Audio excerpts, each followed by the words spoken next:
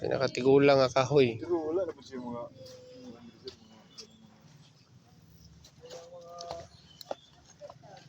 relatives nga kanang mabot pa nga dugol pa siya wala dili.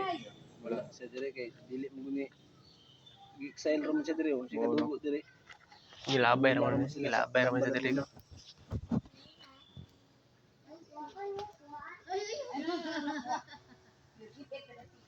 Ito, sutong bulaya gulo. Ganti niya daw. Anong dok kubo? Oo. Ano hospital ward na ba? Ay, hospital. Ito yung Kato may clinic dito din. Tirahan niya dito din anak niya. Ano admitting room mo? Admit niya. ano yung giguntong isa pa nga ay sila nga ay kung ganti daw. Hospital? Ganti niya naman. Akala siguro unsa man dia? Kato ko isa. Ano pa dito ba Ano yun? ba dito? Oh, toka. Padulong mo na dito. Libot pa niya na? Adili na dentro tama. Ada na ra. Nay dako kang bato dia mo to itawag Lovers Rock. Bato na meritero kay dito mo siya nagpupo si Josephine Bracket. Tingnan hadlok mo buding kat ya buding. Tama nay rebulto na kan. Lagi disiplin. Ngit-ngit ba? Ngit-ngit.